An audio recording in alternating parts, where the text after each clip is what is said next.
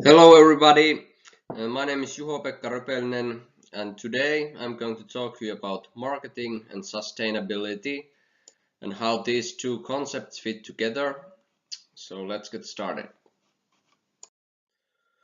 So the content of the presentation will be following. First, I'm going to discuss how marketing promotes sustainability.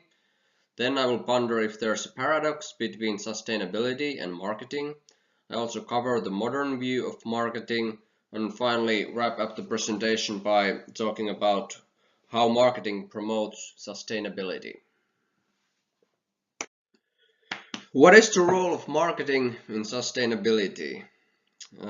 If we think about sustainability at the general level, selling innovative ideas is hard. People tend to stick to the good old habits because it's so much easier. However, the fact is that the Earth's population is increasing exponentially. We are depleting our planet's resources at an increasing pace, endangering animals, filling up the atmosphere with greenhouse gases, melting the pole caps, etc. And that means that if we want to save the planet, we have to start to do some changes, both at the collectivistics and individual level. This means that everybody must do their part. And this is where marketing comes to play. Marketing creates awareness and consequently more people act in a more sustainable manner. People must understand the importance of acting sustainably. When individuals can change their mindset and behavior, they can start to teach others about these issues. And this finally leads to a more sustainable world. If we think about sustainability more specifically from the marketing perspective, we noticed that it plays a vital role both at the macro and micro level. At the macro level, marketing is like an interface between consumption and production. This means in practice that manufacturing, packaging, logistics, processes, pricing, etc. has something to do with marketing. By creating more sustainable processes and logistics options and using recyclable packaging materials, marketers can create more environmental products. At the micro level, marketing plays a key role at the beginning and end of the product development cycle. This means that the decisions the marketers make play a significant role whether a product succeeds or fails. Is there a paradox between sustainability and marketing? I would argue that, at least in a traditional sense, there is a big paradox. Traditionally, people used to think, do you want to be a good marketer or do you want to be sustainable? Probably all of us have heard examples of great salesmen who can sell newspapers to blind people, snow to Eskimos, or sand in Sahara. I think we can all concur that these guys are great marketers, but their actions aren't very sustainable. Traditionally, marketers used strong and aggressive push mechanisms to increase sales, and they didn't think whether it was sustainable or not. Even traditional marketing definitions exclude sustainability completely. American Marketing Association was actually the first one to include sustainability into their marketing definition. This definition was approved in 2013, so only 5 years ago. They said marketing is the activity, set of institutions and processes for creating, communicating, delivering and exchanging offerings that have value for customers, clients, partners and society at large. For the first time in history, they introduced the idea that marketing must create value for society. In other words, it must be sustainable. And I see this kind of as a paradigm shift in a way that the paradox between sustainability and marketing is fading away little by little. However, there are still a lot of paradoxes in marketing activities. For example, internet marketing is in many ways very unsustainable from consumers' point of view. People tend to endorse and advertise products that have the best affiliate commissions, not the products that truly are the best in the market. This leads to huge amount of misinformation, scammy marketers and disappointed customers. Medical industry itself in general is very paradoxical because medical companies earn more revenue if they can medicate people instead of curing them. So how do we know that these companies want to find cures to lethal diseases, or maybe they just want to create chronic illnesses so that people can be medicated for the rest of their lives? We can all agree that war funding or selling weapons to terrorists isn't right.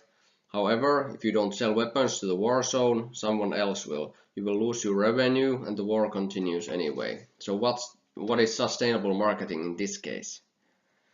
Also, in addition, the current financial system is very unsustainable and unfair from consumers' point of view. Big banks can gamble with people's money however they want. If their gambling succeeds, they get richer. If it fails, they will be defaulted by using taxpayers' money. They privatize profits and socialize losses. They can create money out of thin air as much as they want and inflate the currency into oblivion. The whole system is based on eternally increasing debt. It is a very unsustainable system where very few people win and very many people lose. As a conclusion, I believe that there has been a huge paradox between sustainability and marketing, and there definitely still is, but I would argue that marketing is becoming more sustainable. Sustainable marketing is the next step from green marketing that focused only on environmental issues. Sustainable marketing is much broader concept and it puts emphasis on progress towards greater sustainability. Modern view of marketing. According to Charter et al., sustainable marketing means achieving the triple bottom line, meaning organizations' financial, social and environmental goals through creating, producing and delivering sustainable solutions with higher net sustainable value whilst continuously satisfying customers and other stakeholders. The authors underline the importance of the following issues: population pressure, globalization, climate change, ozone depletion, acid rain, genetic engineering and loss of habitats. These are the issues that threaten our planet and to which marketers should also pay attention to. Traditionally, marketing concern has been mainly on the demand side. However, marketing can also make contributions on manufacturing, operations and the supply chain. New packaging materials can help to reduce plastic use and reduce the burden on landfill sites. Recycling and remanufacturing also help reduce waste significantly. This means that marketing as a concept is becoming broader. Redesigning logistics and reusing resources is becoming more and more important when we think about sustainable marketing. So finally, how can marketing promote sustainability?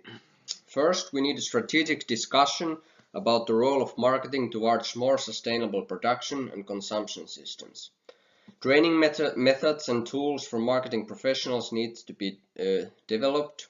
Innovative ideas, information and best practices that can make marketing more sustainable should be disseminated.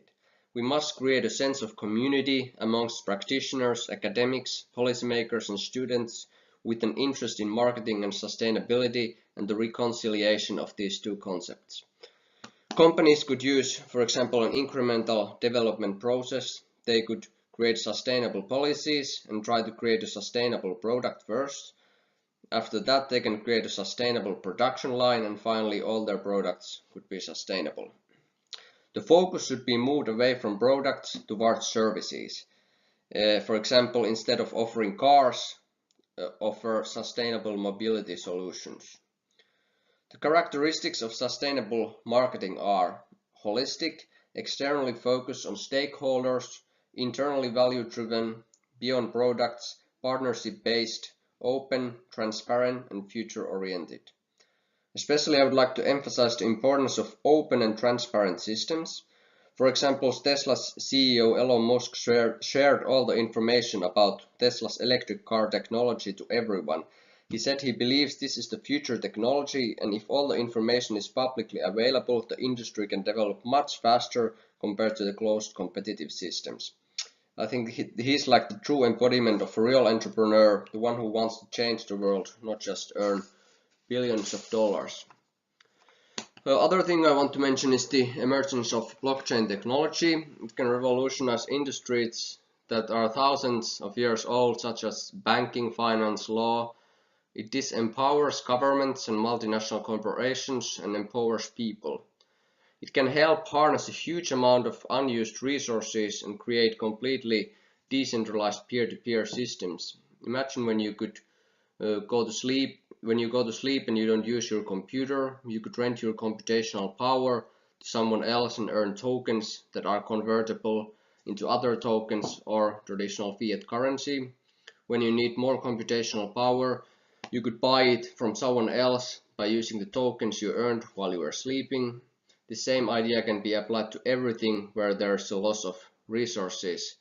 Imagine when you pay a monthly fee to your telecommunications operator, you very rarely use all the data you paid for. Imagine if you could resell the unused data to someone who needs it and earn tokens that are convertible to other tokens or traditional money.